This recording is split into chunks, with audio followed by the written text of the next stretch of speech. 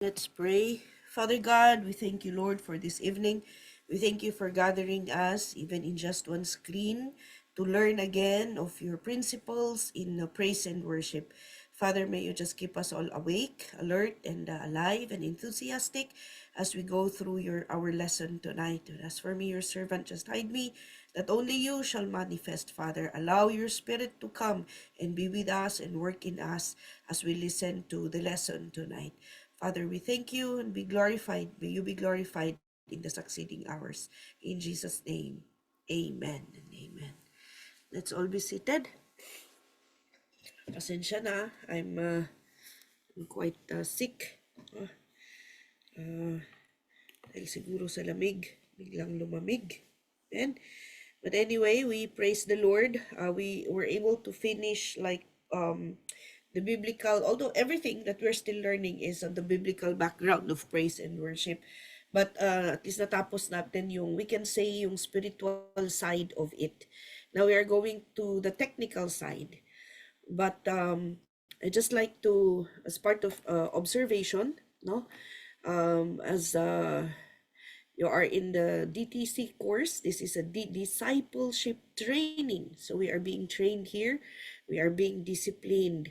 So I observe some, meron pong mga during the prayer, opening prayer, nakaupo. Kahit sinabi nung MC na tumayo tayong lahat. Merong nakaupo, tumayo lang nung praise and worship na it's part of our discipline. It's part of discipline that we should obey what the MC is saying. And that's part of, we have to always remember that we are here not just for attendance, not just for compliance, but most especially we are here, and that's why it's called the discipleship training course. Our number one teacher, our number one observer here is Jesus Christ. No, God is here. We believe that God is here in our midst. And so we have to discipline ourselves at pakita natin, no, na pagiging Kristiyano ay masunurin. Amen. So I hope that this will be the last time na may ganun. During prayer, let us all stand and let us participate and let us do well. You know, God is not a respecter of position. Even kami na mga pastors ninyo, tumatayo naman kami. We obey what the MC says. So I hope that this will be the last time na ma-observe natin yan. Alright? So remember, at kung kami nga na tao lang, na katulad ninyo, ay na-observe namin yon, then it's the same. No? God is there with you now at nakikita niya yan. Right? Now, remember ko yung sinabi ni Bishop Melchor noon when he taught about the flow of the service. Sabi niya, alam mo, pag hindi mo naabutan ang opening prayer, pag hindi ka kasama sa opening prayer, hindi kompleto ang service mo. Hindi kompleto ang Sunday mo. So we make it a point that we are there from opening prayer to closing prayer. So it's the same. In DTC, since andito rin lang tayo, let's do it with all our hearts. Amen? Let us not be half-hearted. Let us be obedient and remember always that God is looking at us. Alright? So, thank you for that. At least, matutunan po nating lahat. Okay? Alright, now, so, as I've said, we finished the spiritual part. And bakit ko siningit yung because hindi po ba, sa ilang weeks na magkakasama tayo, ilang beses po nating nasabi that the attitude of the heart is very, very important. That when it comes to praise and worship, kinitingnan ng Panginoon ang nilalaman ng puso natin. So even yung hindi natin pagtayo during prayer, that is already an attitude na nakikita po ng Panginoon. So are we really true worshipers? Okay? So now we go to the technicalities of it. Maybe some of you have been leading worship already for so many times, but it's very important na we still learn about these things. Now, in making lineups, can we please project, Pastor, Deuteronomy chapter 12, verse 4? In Deuteronomy chapter 12, verse 4, sabi niya dito, you must not worship the Lord your God in their way. Can we just go to verse 1 just to see the background of this? Sabi ng Panginoon, when they were about to enter the promised land, Canaan, these are the decrees and laws you must be careful to follow in the land that the Lord, the God of your fathers, has given you to possess as long as you live in the land. So for us, for us here in our family, here in Free Believers, we follow the laws and decrees of our Lord in everything that we do. In verse 2, destroy completely all the places on the high mountains and on the hills and under every spreading tree where the nations you are dispossessing worship their gods. So for us, mga kapatid, when we came to know the Lord, what are we going to destroy completely? Yung mga hindi na dapat, yung mga makamundo na natin na gawain. Alright? So even in praise and worship, it doesn't matter which church we came from. Now that we are part of Free Believers, so we do it the Free Believers way. Alright? So we don't, kumbaga, we don't apply here what the standards of the others. No, sabi niya dito is the standard of the world. Pero hindi po natin sinasabi na worldly yun sa ibang church. But of course, meron din silang sariling bishop, meron ding sariling binigay ang Panginoon sa kanila na estilo kung paano sila mag-worship. But for us here, meron din po tayong sarili nating estilo sa ating pag-worship. Alright? And then in verse 3,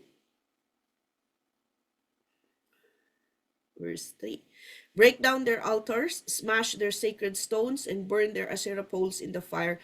Cut down the idols of their gods and wipe out their names from those places. I'm just reminded now that as part of our cleansing, consecration, sabi niya dyan, di ba?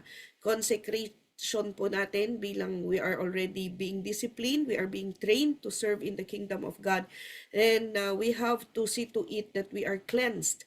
Na-remind lang ako ngayon, and I'm being convicted to say it kasi baka meron pa po sa atin. Tignan nga po natin yung mga gamit natin, yung mga, kasi just last Saturday ba yun? May nag-message sa akin na meron pa siyang nakita sa mga gamit niya na damit na may dragon. Alright? So, ang dragon po, it symbolizes the devil in the Bible, in the book of Revelation. So sabi niya, buti na lang nakita ko yun. But let us consecrate ourselves from things na baka meron pa tayo. So we have to check. When I was an unbeliever, I used to, ang dami-dami ko pong libro. I had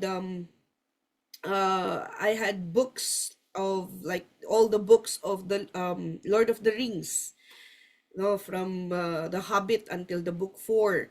And then I had a lot of CDs. I used to listen to heavy metal. My favorite band before was the Black Sabbath. And I'd listen to Nirvana.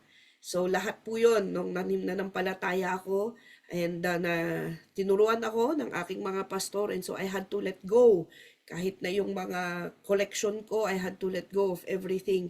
And so we have to, sabi niya dyan, break down their altars. We have to cleanse everything, even yung mga pagmamayari natin, even yung mga properties natin. Maybe we should, it would be nice to check, no? Ngayon na, sabi kasi nung kapatid is nilabas niya yung mga pang-winter na gamit niya, doon niya nakita na meron pa pala siyang damit na may dragon. So, it's time for us to purify ourselves, right? And then in verse 4, anong sabi niya dyan? You must not worship the Lord your God in their way.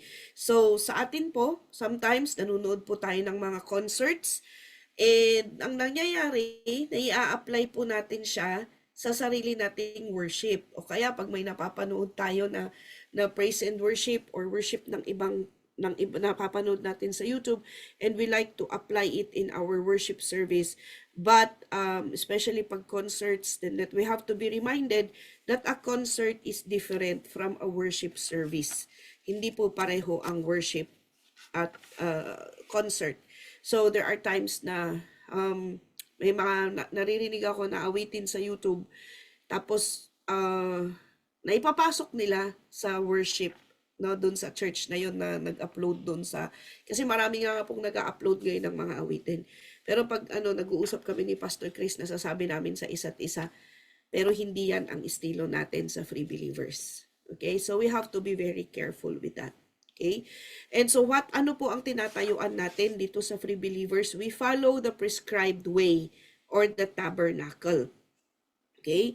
So the tabernacle is the pattern of worship God has given us to follow. So I don't think hindi niyo pa natatakal about the tabernacle, which you will tackle soon, but I hope do you have it, Pastor Jan, the picture? Para makita ninyo. Any of you here ever saw the picture of the tabernacle? Na-send ko sa iyo yata, Pastor, last week kasi akala ko may Yes po, Pastor Anjum, di ko lang. Onegaishimasu. So any of you here ever seen a diagram of the tabernacle? Meron po ba sa inyo? I see one hand, dalawa, tatlo, apat. Okay, meron. Alright, so eto po siya. Thank you so much, Pastor. Alright, so here, makikita po natin. So we have, I hope you can see it kahit na cellphone yan. Thank you so much, Pastor. Yan, zinuzoom na po ni Pastor. So here, makikita natin yung wide gate. So meron po tayong mga tinatawag na wide gate songs. So, we have to be very careful with this. Ano yung aawitin natin in the wide gate songs is yung mga pang-entry. No, for example, come, now is the time to worship. Come, just as you are to give your praise. So, there was a time na, kasi hindi pa namin alam, naging paboritong kanta dyan sa wide gate, dyan sa opening song, yung I enter the Holy of Holies, which is wrong. Hindi po porke may enter siya, ay pang ano na siya, pang welcome. Hindi po. Okay? So ano po yung mga inaawit natin dito sa wide gate? These are the songs na ito po yung mga awitin that welcomes. So meron po yung ano yung inawit nung Sunday dyan sa Central? Hindi ko maalala. Anybody? Anybody remember? Ano yung awit nung Sunday? Central? Sama-samang nagpupuri. Nakita ko si Brother Jeff. Yes, Sister Sarah? Sama-samang nagpupuri po. Ayan, sama-samang nagpupuri. Alright? Ayun, kakaiba yung ano nila. Sama-sama! May sama-sama sila. Panoorin nyo yun. Okay, so, pwede yun, no? That you can get yung mga welcome songs. So, we're glad you're here. Ito po yung mga, just to welcome, no? Kung mga nasa gate, ano yung mga aawitin pag nasa gate. And then we have the praise songs. So dito nakikita po natin on the outer court. So upbeat songs, sabi niya dyan, no? We have the praise or the upbeat songs which are horizontal. Ano po yung horizontal? Pag ganito, padiretso. Okay? So, horizontal songs, it can be both horizontal and vertical songs. By the way, nasabi ko ba, pinag-aaralan natin ngayon is making lineups. How to make lineups. So, mauuna yung wide gate songs, yung welcoming songs, and then we have the praise or the upbeat songs. And usually, these are horizontal songs, but pwede rin naman siyang vertical songs. Usually, because you have to always remember that we are going into from the wide gate song, we move going more intimate to the Lord. So, wag nating sanayin yung pag horizontal, I'm sorry. Horizontal songs. You're talking about Jesus. Like one example, do you know, Jesus is my Lord, my Master and Savior. Jesus is my Lord, my Master and Savior. So, pinag-uusapan si Lord. Okay, pinag-uusapan siya. There is no rock, there is no God like our God. No other name is worthy of all our praise. So, that's another. So, yung mga upbeat songs, and those are horizontal. So, meron po tayong mga vertical songs naman na praise siya. Okay. Pastor John, can you help me out? Or Brother Dean, or those who are in the music? I don't have my songbook here. I'm sorry.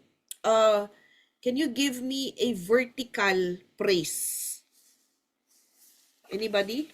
Can you give me an example of a vertical praise?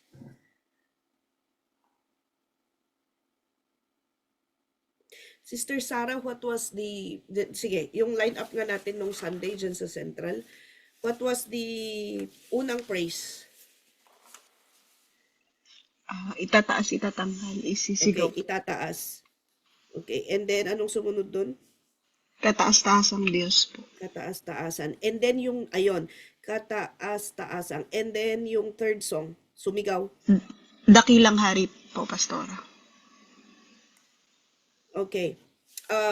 Itataas ang ngalan mo. Tama ba, Sister Sarah? Yes po, Pastor. Kataas-taas ang Diyos kami. Okay, so those are all vertical. Yung dakilang, pakiawit mo nga, Sister Sarah. What was dakilang Diyos? Dakilang hari ka, Diyos na walang hanggan, dakilang hari ka, lubos kong magmahal. Ganun po siya. Okay, ano yung last song nyo nung praise? Ano po? Ayun po yung isisigaw. Sumigaw sa galak na po. Di ba? Sumigaw sa galak ang lahat. Okay. So yon. Yung itataas, kataas-taasan, dakila, those are all vertical. Tapos bumalik siya ng horizontal. Sumigaw sa galak ang lahat, naging horizontal siya. So, one thing that we need to understand, mauuna po kung magko-combine po yung horizontal at vertical songs. So yung vertical song, you are talking to God. You are talking directly to God. Kaya yung dakila ka, yung mga ganun, no? Kausap mo talaga si Lord. So it's very important to analyze the lyrics of the song. So when we're in line-up making, mauuna yung horizontal, and then we go to vertical. Kung pinaghalo niyo po siya na horizontal at vertical. Mas preferred po yung ganun na mahuhuli po yung vertical. But there is also kasi, meron din po kasi, I understand kung bakit nilagay yung sumigaw. Because meron din po tayong yung sumigaw sa huli, because meron din po tayong tinatawag na high praise, where you go jumping, and kasi yung sa umpisa is hindi pa nagpapasayaw, and then yung last song would be jumping and skipping, yung may mga actions na siya. Okay? So, what is important, mga kapatid, tinitignan ko, I hope that we'll have a chance. Iba po kasi itong line-up making na nasa textbook natin than I have a file here. How can I share this, Pastor John? Can I do share? Yes po, Pastor. I-stop ko muna itong ano ko. Onigay shimasu, Pastor.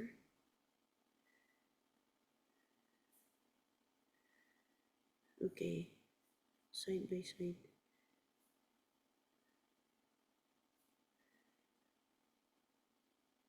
Okay. Can you see this one? Nakikita niyo po ba? Yung naka-share? Saglit lang. Change nyo po, Pastor. Alin ang isi-change ko, Pastor? Naka-dual po yata yung Pastor.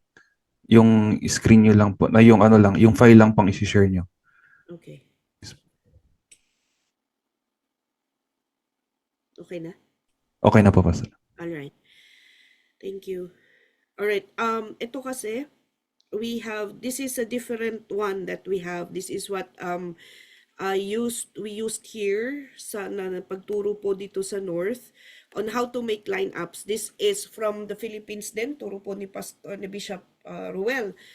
How to make lineups. We have the lineup preparation. Sabi niya dito, lineup preparation is the same as preparing a sermon. Sabi niya dyan. It is more than just picking the songs you like to sing. So, hindi lang porke dahil gusto mo, hindi lang porke yun yung feel mo na awitin.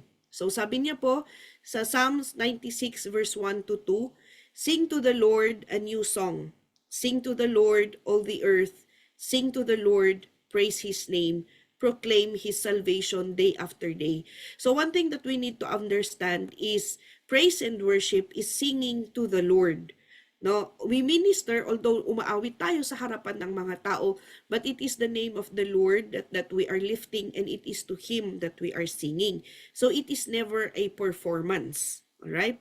So worship, sabi na dito, is worship is love expressed. So ito po, worship is love expressed, and it is expressed through many ways like giving, soul winning, discipleship, etc. And the music is a beautiful expression of worship, sabi niya dyan.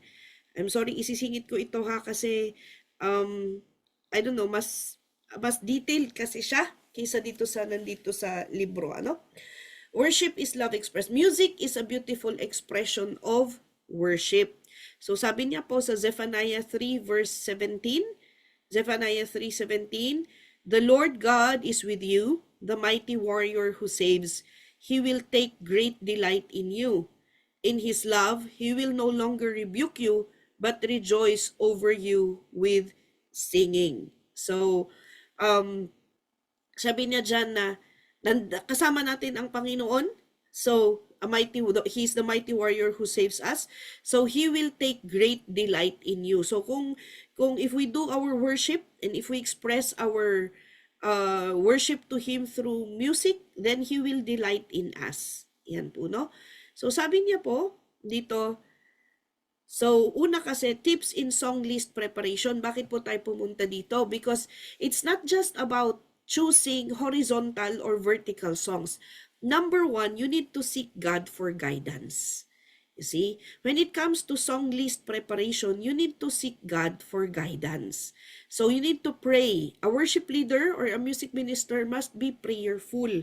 So hindi po prayer meeting lang. Dapat every day. Dapat we pray every day. We start praying. Nung nag-uumpisa po ako na mag-lead ng praise and worship, alam po yan ni Pastor Erjen, hindi talaga ako marunong. Hindi ako marunong gumawa ng line-up. Buti sa inyo ngayon, may ganito na na-outline. During our time, walang ganito. So we were just very, very dependent on the leading of the Holy Spirit. Line-up ko dati, line-up ni Pastora Jenny. Okay? And so, pagkatapos ng service namin ng Sunday, nagpe-pray na ako kung ano ang aawitin namin for the following Sunday. Okay? Okay? And so, anong sabi niya dyan? Number 2, seek God for guidance. You don't just pray, you worship. You keep on worshiping, you keep on worshiping, you keep on worshiping until a lineup is born. Sabi niya dyan, no? Because why? In worship, God is our audience. Ang audience po natin ay ang Panginoon, hindi po ang tao. That's why we ask God what songs He would like us to sing. Okay, this is a point here. Kung ano ang gusto ng Panginoon, hindi yung gusto natin. We ask God what songs He would like us to sing because worship leading is not performing. Sabi niya dyan. Alright? So, we ask God, Lord, ano po ang gusto niyo na i-lead ko this coming Sunday? So, I hope na for us here in the North, we have our schedules not on a weekly basis, it's on a monthly basis. And pati yung topics, nakaset na po siya on a monthly basis. Kaya yung mga worship leaders, the reason why I did that, I had to implement that here in the North because before I became a pastor, I was a worship leader and napakahirap po. You need to really pray, you need to fast on what songs to sing. And so that way, at least may time itong mga worship leaders natin na makapamili ng awitin. So, we ask God, si God ang tatanungin natin, hindi tayo ang basta magdi-decide kung anong aawitin natin. In singing, we desire what God we desire that God is pleased with our songs. So ano yung desire natin? That it is God who is pleased. So song list preparation, ano yung requirement? Spiritual, be a worshiper. We cannot lead people to a place where we have not been. So be a worshiper and you have to know your Bible. So everyday ba nagbabasa ka ng Bible mo at hindi lang yung basa na binasa lang, dapat iniintindi natin. Another thing is the IQ or the intelligent quotient, practical application of wisdom. Okay? So, this is another topic, Bible study. So, kailangan ginagamitan din po natin ng pag-iisip. So, we should be in our proper thinking when making our lineups. Kailangan andyan yung tamang pag-iisip. Emotional quotient, right emotional maturity to lead worship despite the mood or feeling, not to be carried away or controlled by emotion. So, hindi pwedeng yung line-up natin or yung pagli-lead natin, mag-uumpisa yan, hindi pwedeng yung line-up natin ay affected by our emotions. Hindi pwede na affected din yung pagli-lead natin by our emotions. Kailangan andyan yung right emotional maturity natin. Kailangan mature tayo, hindi tayo magpapa-apekto sa anumang emotions natin. Another thing is the will quotient, or the unswerving determination to do or to worship. Kasi meron po yung Sunday morning, biglang may binalita sa atin na hindi maganda, or Sunday morning, biglang merong hindi pagkakaunawaan sa bahay. You still have to, bakit nangyayari yon? Remember that we are always in a spiritual battle. So, bakit nangyayari na nagkakaroon ng pang-iistorbo sa atin on a Sunday? Dahil gustong patigilin ng demonyo yung pag-lead natin ng praise and worship. Because I tell you, pag yung line-up mo talagang pinag-pray mo, pag yung line-up mo ay talagang hiningi mo sa Panginoon at ang Diyos ang nagbigay ng line-up na yan, that will be a very, very powerful line-up. And you'll be able to lead the people at yung goal mo, the goal of the worship team to bring down the Shekinah glory will really happen. That's why gagawin din naman ng demonyo lahat ng magagawa niya to distract us. That's why to lead praise and worship, you need to have that unswerving determination. Dapat hindi ka basta, hindi ka madaling maswerve, hindi ka madaling maapektuhan kahit na anong nangyayari. So, in seeking God's guidance, we prepare. So, as a worship team, meron yung long-term preparation. Okay? I went through this kanina before nag-start yung klase natin because may hinahanap ako, no, na parang kulang sa akin yung line-up making na, and I need to discuss this. When it comes to worship leading, you don't just, okay, ito yung topic this Sunday, ito yung and then after that, wala na, dahil hindi ikaw yung magli-lead, wala na. Hindi po. As a worship minister, you have to have this long-term preparation. Long-term, pag sinabing long-term, pang matagalan. Hindi lang dahil magagamit ka this Sunday or hindi lang dahil ikaw ang susunod na maglilid ng praise and worship. Hindi. Worship has to be your lifestyle already, and your preparation has to be long-term. There has to be commitment. Okay? There has to be commitment. So you need to set aside prayer and fasting so that God will bless your ministry. So as worship leaders, dapat andyan yung sarili mo na conviction, nagko-convict sa'yo ang Holy Spirit. You need to go into prayer and fasting. No? And I wonder, meron po bang prayer and fasting ang music ministry ng Central? I can only see a few faces, so can you just speak up na lang po? Anybody from Central? Do you have your own prayer and fasting? Wala siguro. How about in the South? Music ministry, prayer and fasting. Brother Maru, ikaw ang nakikita ko dito. Ikaw naman nag-lead ng praise and worship. Masasagot mo na siguro yung tanong ko. Wala pong pastora. Okay, thank you. Yeah, because I know that it's because of we can just say na lack of information. So we need to have our own prayer and fasting in the music ministry. I'm sorry ha. Ang aking ilong ay ano. So here in the north, we have joined the prayer and fasting and intercessory of the Timbrel. So when pag prayer pag intercessory din, and we have our own pastor's prayer and fasting. I think that's every last Sunday of the month. Nagaano po ang mga pastors. So we need to have, all right? You have to set aside prayer and fasting so that God will bless your ministry as a team and as per individual. Okay? And then, long-term commitment, you need to find ways and means to enhance your talents. Hindi yung nakadepende lang tayo pag tayo yung magli-lead. No, hindi po. dapat, may nag-advise po sa akin noon, Pastor, just give it 10 minutes every day. Give it 10 minutes every day na makapag-practice ka. So, there was one time na ang tagal-tagal na hindi ako naggitara. Nakafocus ako sa pagpapastor lang, nakafocus lang ako sa aking pagpe-preach, sa management lang, sa finance. And then napansin po yun ni Pastor Chris. Sabi niya, maggitara ka. Parang ano na, kinalawang na yung paggigitara mo, pati yung pagbe-bass mo. You need to enhance your, wag mong pababayaan yung talento na binigay ng Panginoon sa iyo. So I was reminded, he reminded me. So we need to, kailangan yung long term natin, yung commitment natin, dapat andyan yung lagi natin na pagproprotekta or pag-i-improve ng talento natin.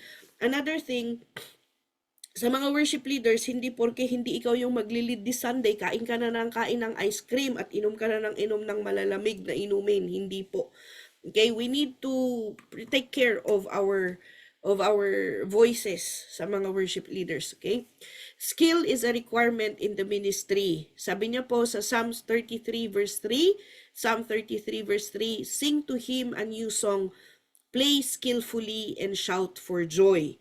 So, kailangan, andun yung skillful tayo. Huwag nating pababayaan, dapat nag-i-improve po tayo sa skills. Proverbs 22:29, Proverbs 22:29, do you see a man who excel in his works? He will stand before kings. He will not stand to unknown men.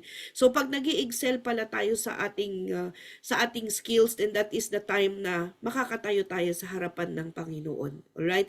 So in another point of view, ang mga tatayo sa harapan ng Panginoon ay ang mga skillful. So we have to do our best to enhance our skills. So devote yourself to practices. Sabi niya dyan, devote yourself to practices, don't stop learning. So yun yung mga long-term commitment natin. Learn more songs, all types of Christian songs, hymns, old songs, and contemporary. So wag po tayong mag-focus lang sa mga contemporary songs, yung mga uso ngayon na awitin. You know, hymns are very, very anointed. Yung mga old songs, those are very, very anointed. Another thing, discipline is needed. Sabi ko nga kanina, being part of the worship team, we are also part of the leadership. And so, we have to show that we are disciplined. So, pag sinabing, let us all stand and let us pray, makitayo po tayo. There was one time, I don't know if Pastor Urgent will remember this. There was one time na na-invite po kami, anniversary po dyan sa Central. I think it was in Miyaken. And ongoing yung anniversary, so hindi namin alam. So andun kami, nakaupo kami dun sa harap, nakikinig ng mensahe. And bigla pong nagalit si Pastor Jeff, no? Na he went into to get the mic and he was rebuking the worship team, the music ministry. So galit na galit si Pastor Jeff kasi pala nakita niya na palakad-lakad lang sila sa likod. No? Ongoing ang mensahe, palakad-lakad sila, hindi sila nakikinig. So, galit na galit si Pastor Jeff. Nasabi niya, hindi, wala akong pakialam. Sabi ni Pastor Jeff, I don't care if you are very skillful. I don't care kung magagaling kayong tumugtog. Itong mga pastor nakaupo dito sa harap, nakikinig ng salita ng Panginoon. Bakit kayo palakad-lakad kayo dyan sa likod? So, tumatak po yun, no? Tumatak po yun sa akin na hindi porke magagaling tayo na hindi na tayo susunod sa mga sa pagdidisiplina. So sabi niya dito, discipline is needed. We need to discipline ourselves in everything. That is our long-term preparation. Right? So music is your tool in this ministry. So sabi niya dyan, Ecclesiastes 10 verse 10, Ecclesiastes 10 verse 10, if an axe is dull and one does not sharpen the edge, then he must use more strength, but wisdom brings success. Hindi po ba pag yung, yung axe, palakol, tama? Ay pag hindi siya, sabi niya dyan, kung hindi siya sharp, kung mapurol siya, edi kung gagamitin mo siya, kailangan mong gumamit ng sobrang strength. Pero syempre, but if you enhance it, kapag isa-sharpen mo yung axe, syempre mapapadali yung trabaho mo. So it's the same thing with us, no? Wisdom brings success. So what do? You need to increase your knowledge. You need to increase your knowledge so that wisdom will also increase. Alright? And kailangan nagpapadisiplina tayo, and then your music skills, kailangan na di-develop yan. Kailangan na lagi tayong nakikinig ng music, ng worship songs, and then kailangan lagi tayong nagpa-practice. Those are your long-term preparation. Now, short-term preparation, dito na, yung sabi niya, practice for Sunday services. So, practice is a must. Hindi pwedeng walang practice. But I will edit this. Practice kasi is when you enhance your skills. So, rehearsal is when you get together to prepare for the Sunday service. Okay? Alright, look at this. Failure to prepare is preparing to fail. Kung hindi kayo maghahanda, abay pinaghahandaan nyo na ang pagbagsak. Alright? So, no preparation, failure to prepare is preparing to fail. So if you don't prepare, kung walang Sunday ay walang practice, then wag mong asahan na bababa ang Shekinah glory ng Panginoon pag nag-lead kayo. Right? And then sabi niya, devotion time before Sunday service. So I do believe may mga devotion po tayo. Sunday school, hindi man po siguro lahat, but at least may devotion time. Devotion is when you get together. Kung may sharing of word, that would be very best, but at least what is important is you pray. Depende po sa sitwasyon ng bawat isa, kasi especially dun sa mga may rented halls lang, praise the Lord, sa mga may permanent halls sila. But for those na rented halls, at least see to it that you get together before the service starts, and then you pray, and then you ask for cleansing from the Lord. Of course, by the way, ang pagpapalinis po, you don't do it, your individual, no, your personal pagpapalinis sa Panginoon, you don't do it in church. You do it before you leave your house. Okay? You do it before you leave your house. Sa bahay pa lang, Lord, I ask for forgiveness for what I have done, and that I pray that you will clean me before I even leave my house. And then that's why your devotion time before the Sunday service is as a team. Now, it says here, first in, last out. Kayo po yung first na nandun for devotion, kayo yung magpre-prepare, and then kayo yung last. And then after the service, you go again for another prayer to close in prayer. Alright? And maybe post-service evaluation. Now, sabi niya dito, time spent with the Lord is never a wasted time. Right? Time spent with the Lord is never a wasted time. Why am I discussing this? Because it's very important na hindi lang basta natin pinipili yung mga awitin, vertical, horizontal. No. You need to pray and you need to do something about it. Another thing when it comes to making lineups is you need to consider the theme. You need to consider the theme, ano yung topic dun sa, or ano yung event sa buwan na yun. Because the songs we prepare, sabi niya dyan, because the songs we prepare should as much as possible fit the theme of the event or the activity. So at least man lang, it should be in line kung ano yung theme. So kung Christmas, at least man lang na talking about the birth of Jesus, yung mga awitin natin.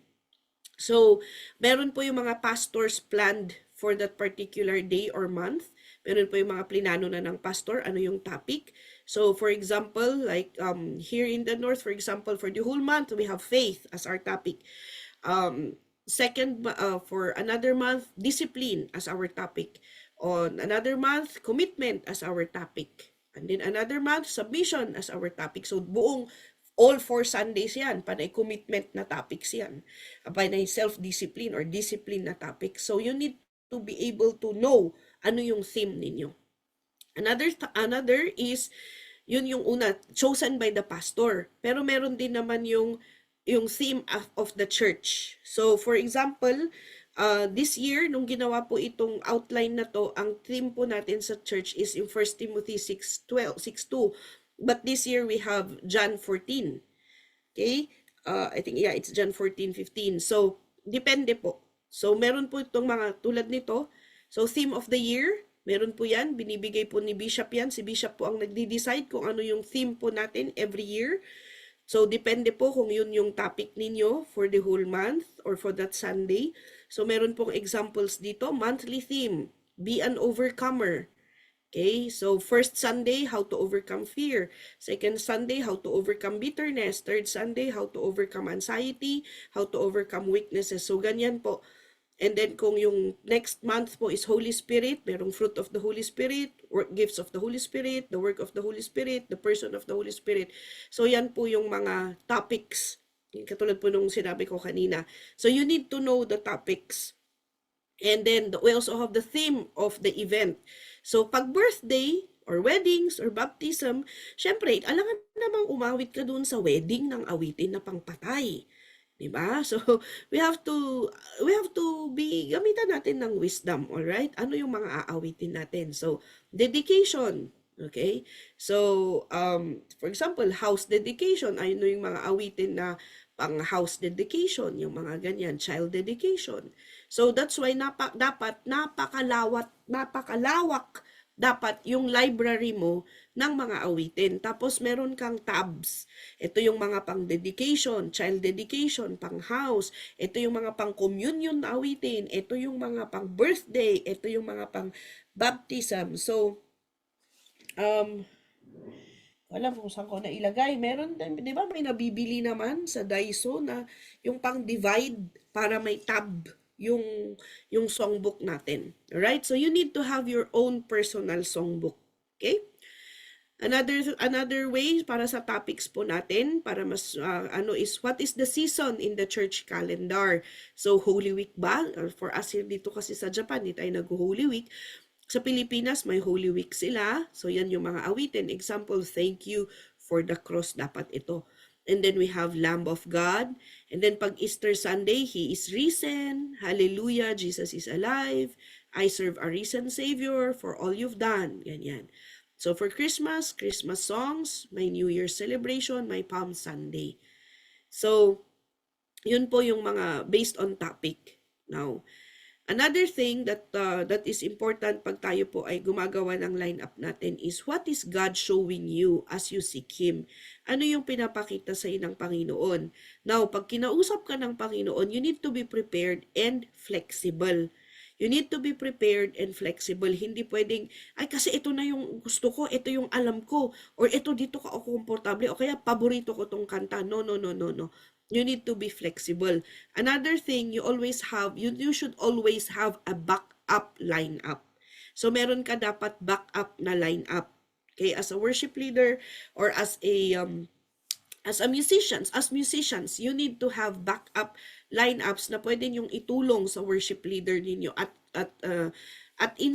during instances na biglang sabihin ni pastor na this afternoon kailangan biglaan tayong may service this afternoon. Ganyan. So you need to have at least backup lineups. All right? Now, after identifying the theme or event or activity, okay? Pagkatapos mong na-identify yung theme, yung event, or yung activity, then you can choose songs that will speak about the theme. Okay? So the songs should support the topic or the theme. Songs should somehow fit the event, kahit papano. Sabi ko nga kanina, huwag kang kumanta ng pangpatay dun sa kasal.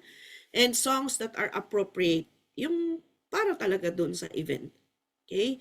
Another thing is make a list. Okay? So what do? You have to make a list at random. So, song list. So, what will you do? You make a list at random. Lista mo lahat. Ilista mo lahat yung pang dedication na awitin. O kaya kung pang Sunday service at Holy Spirit ang topic, ilista mo lang lahat. Collect songs that speak about the theme.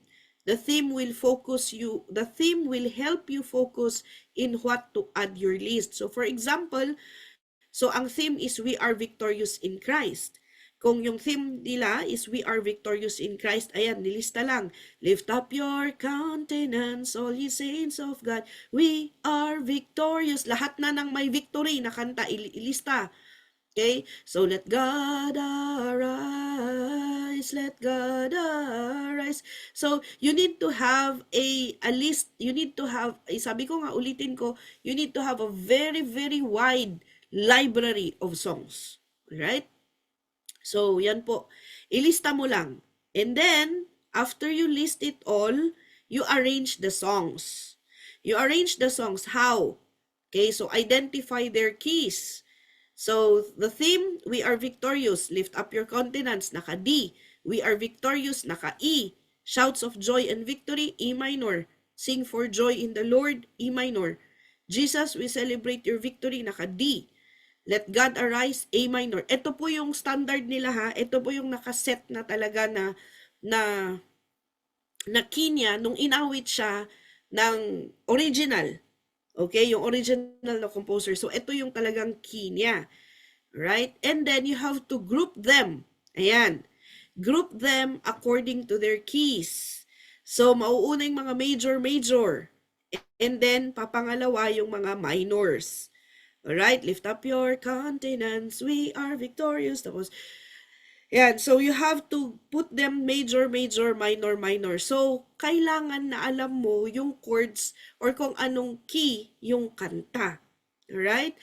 Kailangan alam mo kung anong key nung awit. And so, what do you do after that?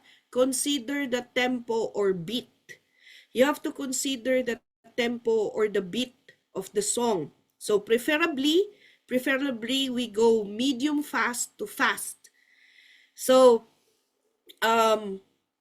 yung way po, okay, or medium slow to medium fast to fast, sabi niya dyan.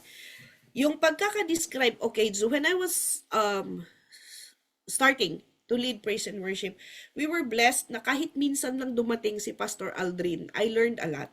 So one of the things, very basic na tinuro niya, just your guideline, sabi niya. The only thing you have to remember, ang pagli-lead ng praise and worship is like yung eroplano na lilipad. Okay? So, lahat naman tayo nakasakay ng eroplano kasi nakarating tayo dito sa Japan. Diba? From the Philippines. So, nag-start siya. And then, ang ingay niya, paakyat. Diba? Magti-take off siya. So, that is the praise. So, mabilis yan kasi bubuelo siya, aakyat siya, hanggang sa makarating siya sa taas, and then naka-flat na lang siyang ganyan. Tama? And that is where we do the spontaneous worship. So from praise na maingay, pabilis, until mag-worship po tayo, slow songs, and then ganyan. And so, iwasan natin na yung awitin na mabilis siya, tapos nag-slow down, tapos biglang bibilis na naman.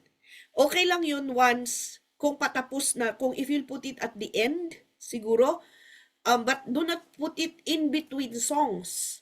Kasi parang bumuelo yung eroplano pataas, tapos bumaba ulit siya, tapos ibubuelo mo na naman pataas. So usually, meron naman yung mga kanta na ganun, no? Na mag-slow down siya, and then bigla siyang bibilis. But, that is one song. Yun yung pagkakadesign ng awit. Wala pong problema doon. But if we put like a praise song, tapos lalagyan natin na siya ng slow song in between, tapos another praise song, parang yung buwelo niya masisira. So, those are the things that we have to consider. Kaya sabi niya dyan, consider the tempo or beat. So, kailangan preferably slow going fast. Or slow to medium fast to fast. We don't go from fast to slow. Okay? Nakuha natin yon. Alright. And then, arrangement should be ascending in perspective. Ito po yung sinasabi ko kanina. So, from self to God. Okay? From what God has done to who God is. So, from self, naka-horizontal, going to God, magvo-vertical. Okay? So, horizontal, like the praise songs na you're talking about Jesus, you're talking about God, and then you start talking to Him directly. Okay? And then you start talking to Him. Kaya yung susunod po dito, after line-up making, susunod po na topic natin is song analysis. You need to analyze the song para makagawa ka ng tamang line-up. Right? So, yan po, no? You take note of this. Your focus is ascending in perspective. Mula sa'yo na papunta sa Panginoon. And then, from self to God, and then from what God has done to who God is. So kung ano yung nagawa niya, so He created the heavens and the earth, and then you start talking to Him, you are wonderful, you are great, you are awesome. Biglang mag-shift, no, malilipat na sa Kanya, na diretsyo na siya na yung kausap mo. So, waking lineup has to be progressive. Sorry.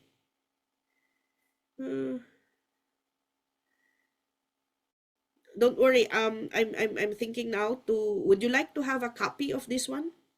Itong pinipresenta ko sa inyo. Sino may gusto ng copy nito? Taas ang kamay. Alright. At ilan lang yung nakita ko. I'll do my best to be able to produce copies of this one. Anyway, natutunan nyo naman na, so that at least you should know, especially na baka idagdag po natin ito sa exam ninyo. Progressive into His presence. So, ito po yung nasa diagram natin kanina. From the gate or to the outer courts to the holy place, to the most holy place. Okay? From the gate, papasok ng to the outer courts. So, doon po sa hugasan ng brazen altar to the basin. And then, papasok po to the holy place where there's the candlestick, where we start to sing the solemn songs. And then to the most holy where we sing songs for Him. We sing the spontaneous worship. I'm sorry. So, example is, yan. No? Isang line up po yan. So, so, lift up your countenance, actually, ginagamit natin ng pang praise, but actually, pwede pala siya sa gate. Alright? So, yung mga kanta na yan, I'm so sorry. We planned na Pastor Chris should be here to at least help me na maawit itong mga to, but he's not here right now, and my voice is, I tried to sing a while ago, it's not in good condition, alright? So, ito naman po, line up 1, minor, naka-minor siya, same key and tempo. So, naka-E minor, E minor. Okay? And then, you can do some dynamics. Sabi niya dyan, ito yung line up 1, same key and tempo. So, pareho siyang E minor at pareho yung tempo, yung bilis ng kanta. Then, merong line up 2 na you can do some dynamics. Sabi niya dyan, from A minor, naging D minor siya. Okay? And then, line up 3, pareho silang E minor. So, napaka-importante talaga na alam nyo yung key ng awitin. Na kung hindi nyo alam, kung hindi pa kayo marunong, it would be best to ask yung mga musicians. Now, look at this. Avoid choosing songs that are not familiar to the congregation. Okay? Kasi, kung hindi alam ng congregation, remember that our purpose is to involve them. Ma-involve dapat yung kapatiran sa pag-awit natin sa Panginoon. And so, kung hindi sila nakiawit, sabi ni Bishop Melchor, kung yung awit na kinalinid mo ay ikaw lang ang nakakaalam, then you did not lead worship. Nag-perform ka lang.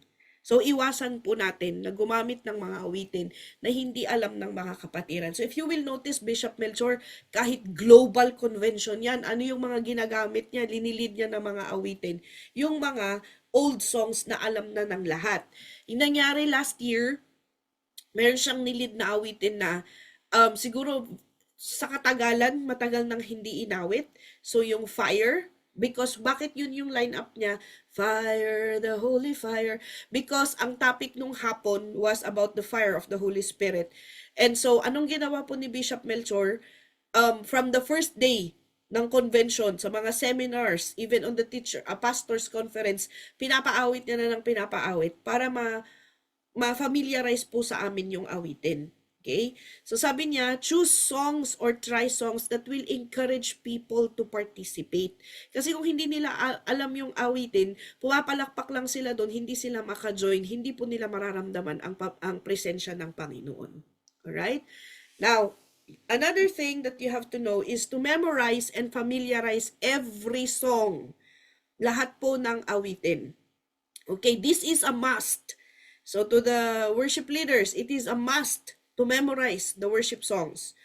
We convey the message, the song we sing. So, kailangan memorize mo yan at na-familiarize ka sa tono kasi ang pangit-pangit talaga na ikaw yung nagli-lead ng worship tapos hindi mo memorize. Mali-mali yung lyrics mo dun sa nakaproject. Another thing, hindi ka talaga familiar dun sa awit. Tapos, naglinid mo siya na maya-maya iba yung tono ng boses mo. So, it's very important that you need to memorize and familiarize every song. Music is a communication tool. Okay. Natawa ako nung pinag-aralan namin ito kasi hindi ko alam ito. Sabi niya dyan, the Americans won the heart of the Cordillerans by introducing their music, country music. So, ang mga Amerikano po, sa kanila nang galing ang country music at doon daw nila na-catch ang puso sa amin ng mga taga-Cordillera. Sabi ko, hindi ko alam yun nung lang pinag-aralan namin ito. Alright? And then we sing with understanding. You have to familiarize yourself with the song and you have to internalize the meaning of the song because we sing with understanding. Kailangan inaawit mo siya na galing sa puso. Kaya dapat iniintindi mo kung ano yung ibig sabihin ng awitin. Ano yung sinasabi niya. Now, if we memorize and understand what we are singing, we can sing from the heart. Hindi yung nakatingin ka sa kopya, kundi kahit nakapikit ka, kaya mong awitin. Alright? And then, do not lead songs that you do not know. Now, huwag mong sabihin, and sorry, naka-Ilocano ito kasi sa Pilipinas nga ginamit itong outline na to. Sabi niya, di bali taamun ti backup. Huwag mong isipin na di bali at alam ng backup mo, di bali at alam ng mga cupbearer yung awit. Hindi ikaw na worship leaders, dapat alam mo yung awit. Alright? You should learn all types of songs. Kailangan matuto ka ng iba't ibang uri ng awitin. We are leading mixed people in the congregation. If possible, we lead songs that are familiar to the majority of the congregation. So, sabi niya, if possible, we lead songs that are familiar. So, actually, kasama po yan dito sa textbook po ng DTC. Yan, sabi niya, nakalagay dito na, asan na yun?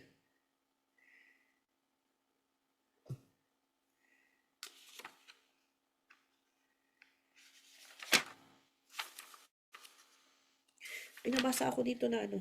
Kailangan matandaan kung anong page yun. Na yung sabi niya na yung mga pag-Tagalog, pag old folks, pag yung mga Filipinos or English, ay to. Sabi niya, for young and old, meron ba young and old, dapat for lowlanders and highlanders, dapat alam mo kung mga taga-highland sila, taga-lowland sila, alam mo dapat yung inaawit talaga nila. They're Filipinos or English, so kung mga Filipinos sila, usually kung mga Tagalog, syempre, mas maganda yung Tagalog, naaawit talaga nila ng from the heart. Huwag kang mag-lead ng Tagalog doon sa Amerika, na panay English ang salita nila. Di ba? Parang ganun, no? Yung ibig sabihin nito. Okay? So, our goal is we must get everyone to participate, especially in the part of praise. Kasi sabi po niya sa Bible that Judah must plow. So, pinaplow po natin.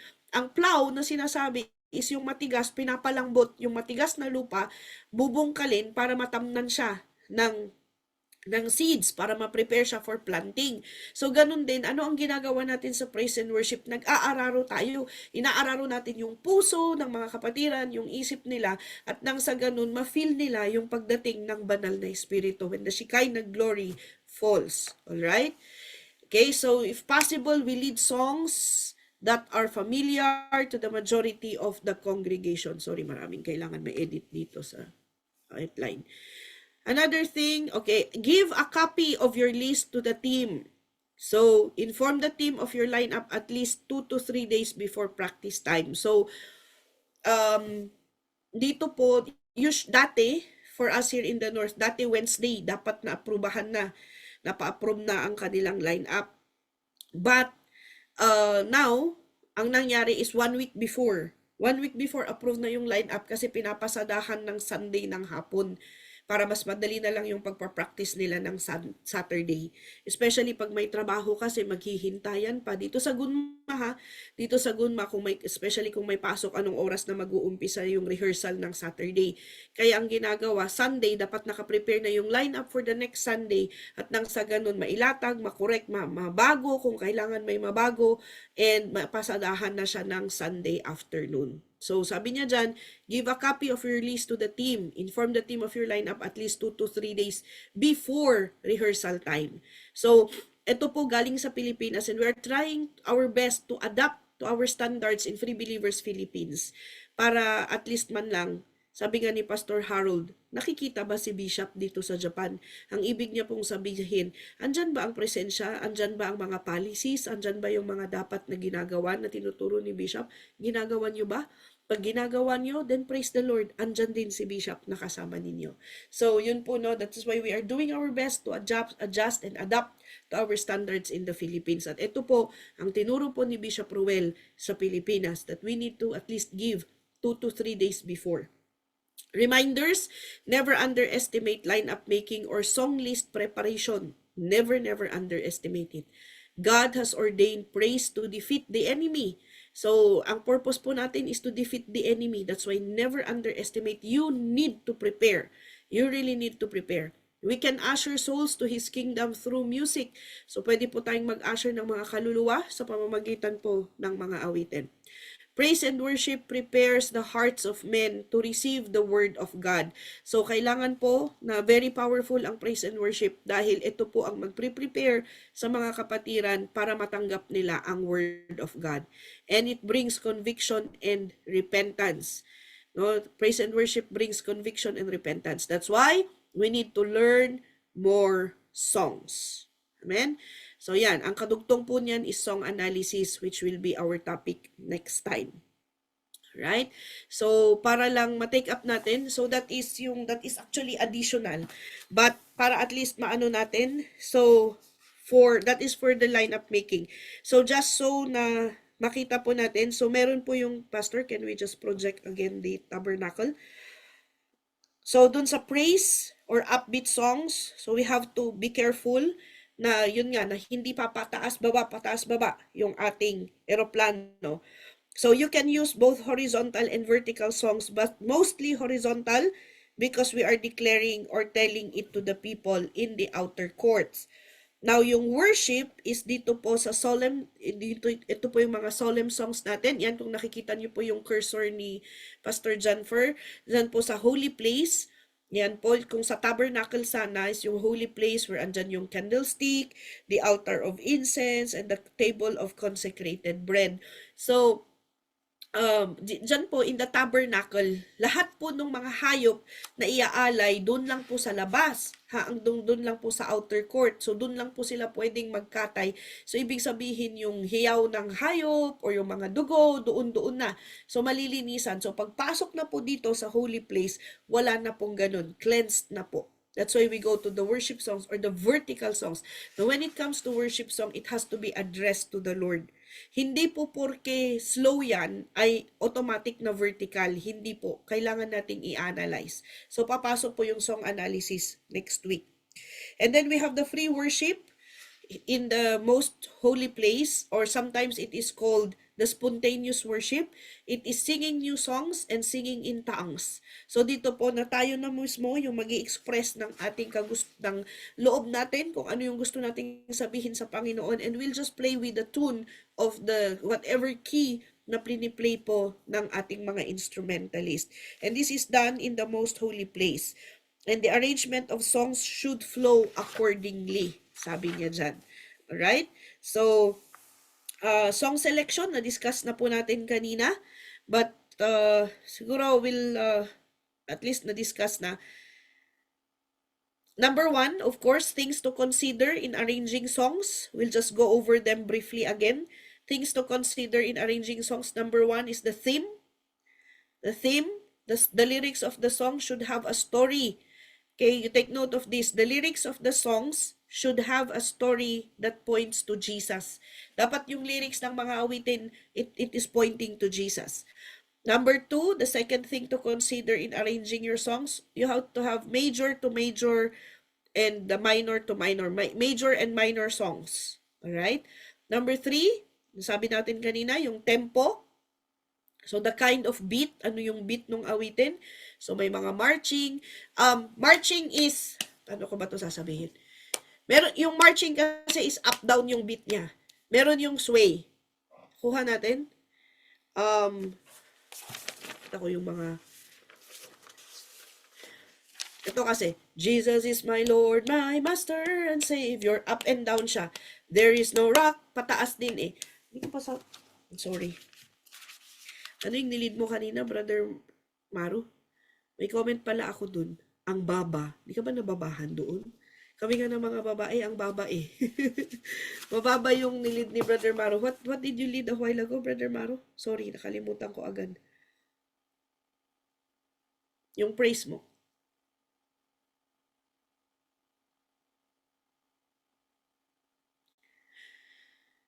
Pa-unmute.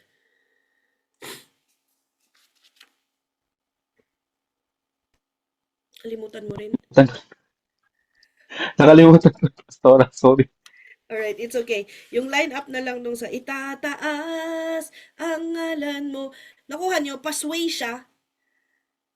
As we go further, you will come to understand. Meron yung mga awitin na pasway. Sway po yung beat niya. Meron po yung marching, taas-baba. No? Na parang nagmamarcha po tayo.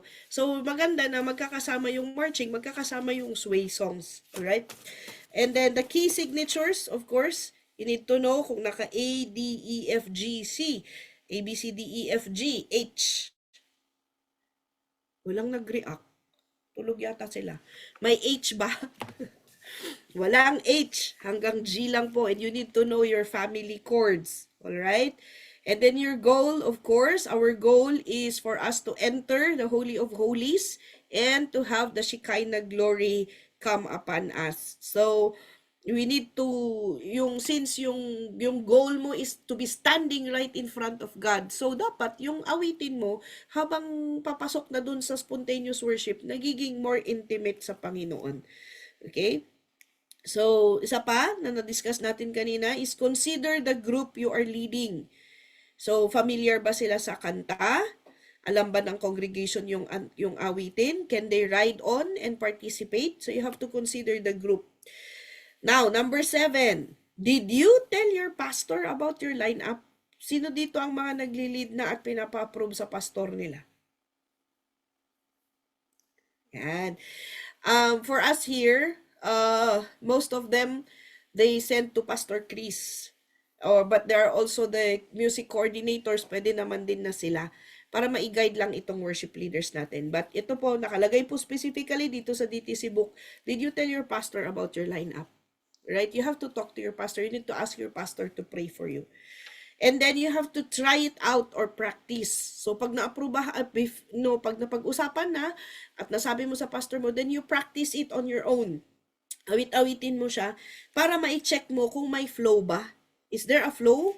Andyan ba yung pagbaba ng banal na espiritu? Kapag wala, then maybe you need to change your lineup. Okay? So, there should be a flow even when you're practicing. Specifically po na nakalagay dito. There should be a flow of the Holy Spirit even when you're just practicing para makita mo na talagang pili ni Lord yung awitin na yan. Right?